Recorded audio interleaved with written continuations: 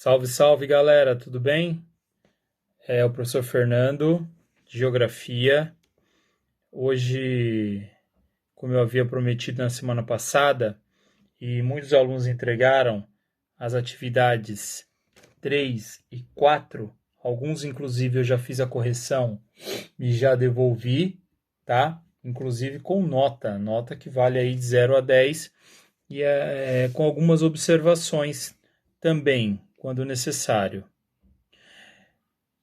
Eu vou gravar esse vídeo com o objetivo, desculpa, com o objetivo de conversarmos sobre dois pontos específicos do material Trilhas de Aprendizagem, que é o ponto referente à atividade 3, que é a atividade que fala sobre a Revolução Francesa. Revolução Francesa. Deixa eu tirar isso, ficou muito.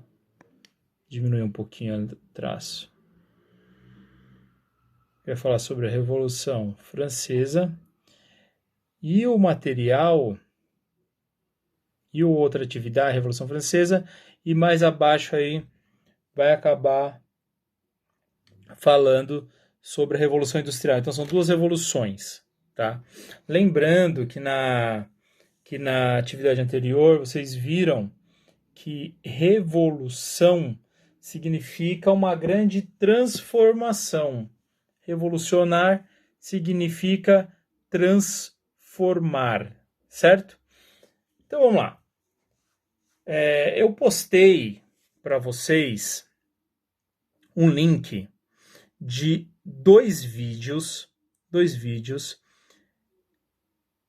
do YouTube, de uma plataforma chamada Descomplica. São vídeos aí de 10 minutos que são explicações feitas a partir de uma plataforma visual, de um desenho. Então é bem bacana. Então tem um vídeo que explica a Revolução Francesa e um outro que vai explicar a Revolução Industrial. Então, assistam esses dois vídeos, vocês vão gostar bastante. Mas, enfim, em linhas gerais, o que foi essa Revolução Francesa?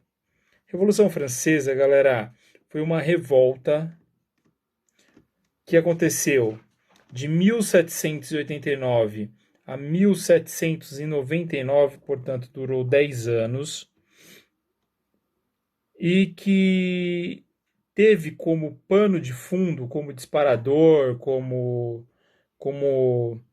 um ponto aí que serviu de gatilho, a grande disparidade social existente ainda na França naquele período, que trazia muitos resquícios de uma França feudal. Vocês lembram no sistema feudalista que tinham três figuras principais, que era o clero religioso, né, o nobre e o servo. Não é isso?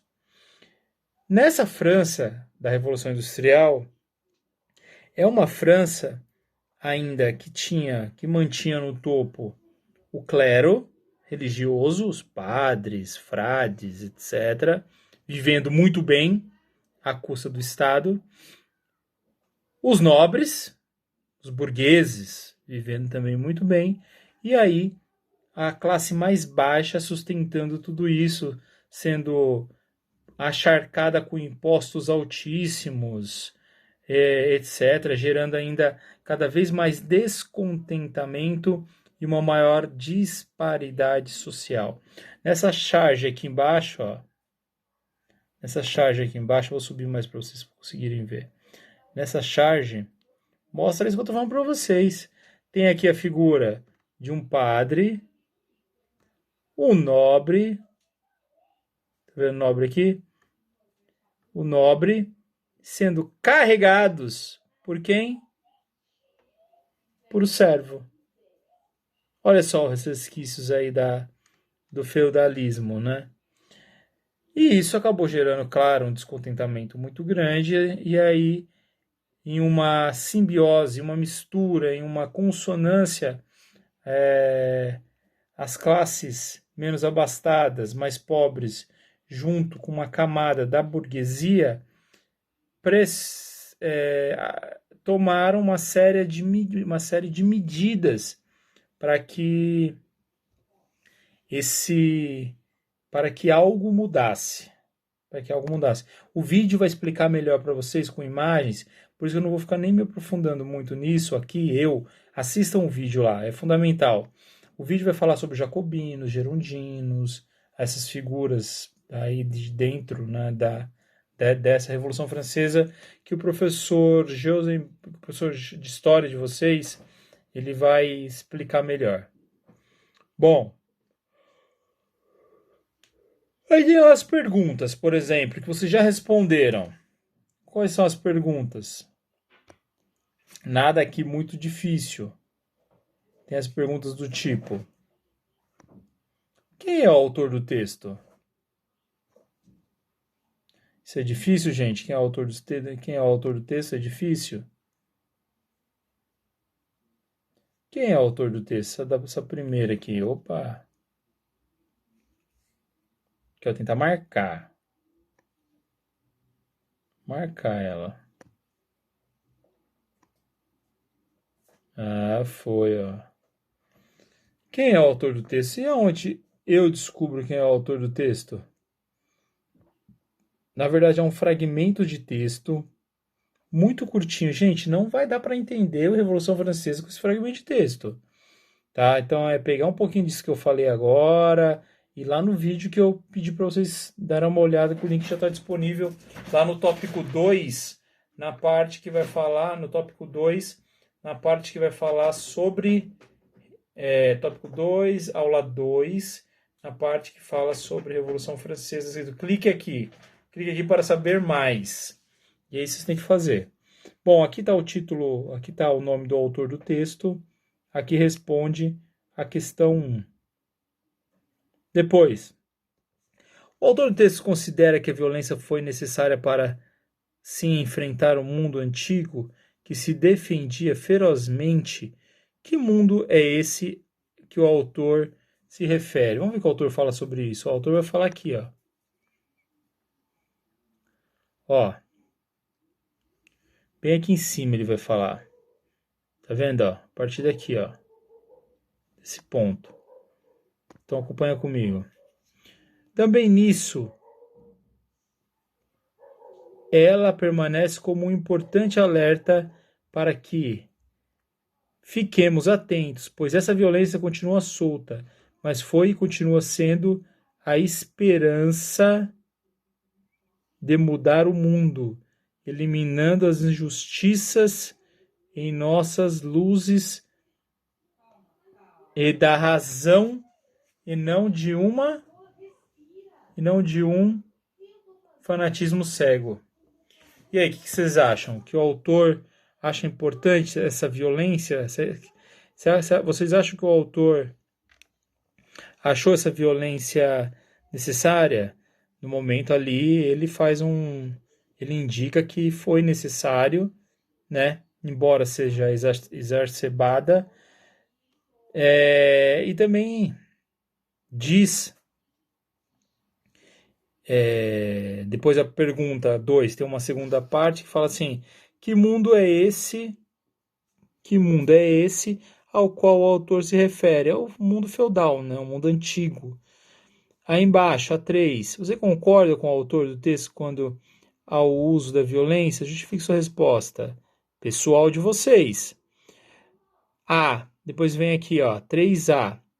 A charge mostra a nobreza e o clero montados nas costas dos camponeses. Que elementos na figura nos permite diferenciar essas classes? Qual elemento aqui nessa figura de cima permite sabermos diferenciar essas classes? Gente, vários pontos, né? Eu sei que pela roupa, cabelo, vários elementos me mostram que essas pessoas aqui são mais abastadas do que essa. Inclusive, para diferenciar quem é padre e quem não é, isso me ajuda a pensar bastante.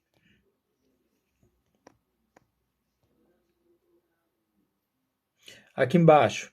Hoje, mais de 230 anos após a início da Revolução Francesa, posso dizer que os objetivos foram alcançados?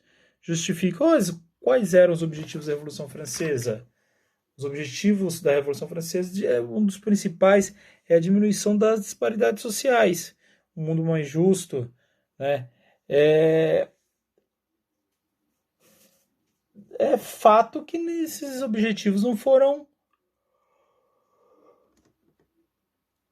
alcançados, certo? Porque nós vemos ainda um mundo bastante desigual do ponto de vista da distribuição de renda, e isso é muito ruim, tá? Gerando ricos e pobres. Hoje, mais de 60 anos depois, já falamos sobre isso. Aqui embaixo tem um link. Tem que clicar nisso, QR Code, meu. Vai lá, visita, assiste, lê. Certo? E depois nós vamos, então, vocês vão fazer o quê? Presta atenção. Vocês vão assistir o link do vídeo que eu deixei lá para vocês na aula 2. Para saber mais, vocês vão assistir aquele vídeo. Vocês vão assistir, vocês já assistiram este vídeo, espero. Mas tem que tentar ampliar todo o conhecimento aí através de outras buscas, tá? E o QR Code ajuda nisso. Depois vem a atividade 4. A atividade 4 fala do quê?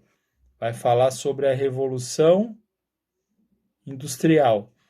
De novo, toda vez que fala de revolução, está falando de uma grande transformação.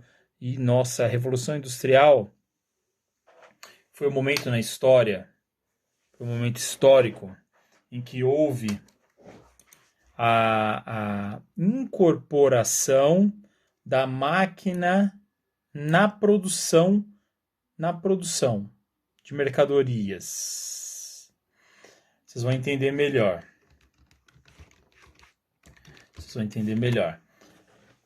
A Revolução Industrial foi o momento em que as máquinas foram incorporadas à produção. Ou seja, tudo que era feito manualmente. E com a invenção da máquina, passou a ser produzido pela máquina, pela ação da máquina. Isso lá no século XVIII, segunda metade do século XVIII, 1750 mais ou menos, tá? Bom, e qual que é a grande novidade dessa revolução industrial que a gente está falando agora? Antes, qualquer pessoa poderia produzir o seu, sei lá, você aprendia o ofício de sapateiro com seus pais e ia ser sapateiro, produzir sapatos. Com a invenção da máquina, para você conseguir produzir sapato de forma para concorrer com as grandes fábricas, você precisava ter máquinas, porque senão você produz lá, senão você está lá produzindo, sei lá, você consegue produzir um par de sapato por semana, e o cara que tem a máquina produz 10 mil, olha só como é desigual, né? A concorrência é desigual. Então, assim, o sapato produzido manualmente, que demorou lá uma semana, ele é mais caro, claro, do que o sapato produzido pela máquina. Por que ele é mais caro? Porque o sapato produzido pela máquina, ele é produzido muito mais rápido. É o tempo de produção que também determina o valor das mercadorias. E logo houve um racha na sociedade. Por quê? Entre aqueles que detinham os meios de produção, as máquinas, a forma de produzir, e os que não tinham meio de produção. E quem não tinha o meio de produção tinha que fazer o que para sobreviver? Tinha que vender a sua mão de obra. E a grande questão é que era um mundo que não tinha direitos trabalhistas. E quais são esses direitos trabalhistas? Não tinha um salário mínimo, não tinha garantia que se machucasse continuaria recebendo, não tinha o horário certo de trabalho, então muitas vezes fazia hora extra e não recebia, tudo isso, tá? E aí as pessoas que trabalhavam no campo começaram a migrar para a cidade em busca de melhores condições de vida para trabalhar nas fábricas, por exemplo, porque inclusive a Inglaterra começou a cercar as terras e expulsar as pessoas do campo, os camponeses, para as cidades porque precisava de mão de obra. E aí, lei da oferta e procura, quem está fora faz pressão para quem está dentro do mercado de trabalho. Então, por exemplo, se eu tenho uma pessoa trabalhando e 50 querendo a vaga dela, o patrão vai chegar e falar assim, olha, se você ganhar 1.000, eu vou te pagar 300. Você quer? Ah, não quer. Então, beleza, vai embora, que tem quem quer. Essa é a pressão que eu estou te falando. Então, houve a lei de cercamento de terra, as pessoas foram para a cidade, só que a cidade estava preparada para receber esse monte de gente? Claro que não. As cidades não estavam preparadas. E aí houve vários problemas, como as pessoas foram morar muito mal em cortiços, em condições subhumanas, falta de saneamento básico, falta de moradia adequada, como já foi falado agora há pouco. Tá? Tudo isso complicou muito, muito, muito, muito a realidade da paisagem da Inglaterra. Uma coisa importante para a gente pensar, por que a Revolução Industrial aconteceu na Inglaterra e não em outro país? Ela começou na Inglaterra, sim, mas outros países da Europa também foram se adaptando a esse momento.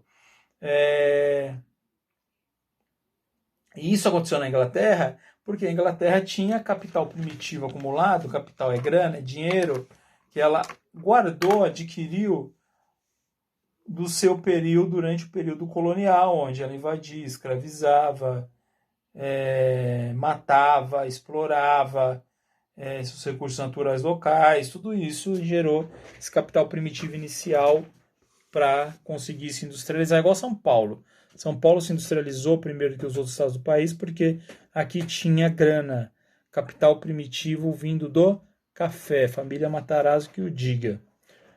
Bom, as questões. A1. Explica a diferença entre o ritmo de trabalho na indústria, o trabalho agrícola e o trabalho dos artesãos. Tem diferença de ritmo? De tempo? Tem, lógico que tem.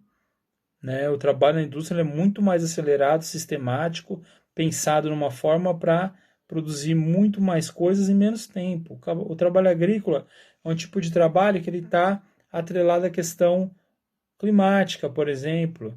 E o trabalho dos artesãos são trabalhos mais lentos.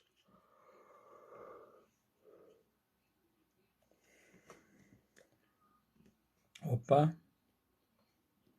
Subindo. A2. De que maneira os empregados britânicos forçaram os trabalhadores a entrar no ritmo de trabalho dos empresários, no ritmo de trabalho que a indústria necessitava? De que forma? Olha, se você olhar por texto assim, ó, os empregadores britânicos daquela época constantemente reclamavam da preguiça do operário ou de sua tendência para trabalhar até que tivesse ganho salário e de sua tendência para trabalhar até que tivesse ganhado um salário tradicional de subsistência semanal, então parar. A resposta ponto, né? A resposta foi encomendada numa draconiana disciplina de mão de obra. Seria aquilo que a gente tem hoje como empreendedorismo na escola, né? 3. Por que mulheres e meninas continuam mais da metade de todos os trabalhos nos engenhos de algodão?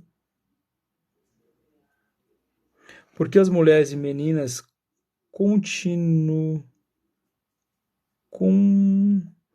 constituíam mais da metade do trabalho dos engenhos de algodão ingleses entre 1834 e 1894? Primeiro, porque era um trabalho aparentemente adequado para essa parcela da população. Segundo, porque a mulher, ela no período, sem querer ser anacrônico, olhar para o passado com os olhos do presente, mas no período elas tinham uma visão muito focada para casa. E a 3, por que não a 4? De que maneira geral pode-se dizer que o trabalhador foi beneficiado, prejudicado pelo processo de industrialização de seu trabalho. Justifique sua resposta. Olha, a priori, o trabalhador foi prejudicado. Tá? Foi prejudicado. Porque todo esse processo de industrialização do trabalho trouxe também a coisificação das pessoas. As pessoas deixaram de ser gente e são enxergadas como coisas por aí. Beleza? Então é isso, um forte. Faça a correção lá do caderno Trilhas, vê lá o que vocês entenderam, assistam os 2 vídeos que eu postei, tá bom? Então, só tá o link do vídeo. Um forte abraço, fiquem com Deus e até a próxima aula. Ah, tá, semana tem atividade. Vou deixar no esquema para vocês.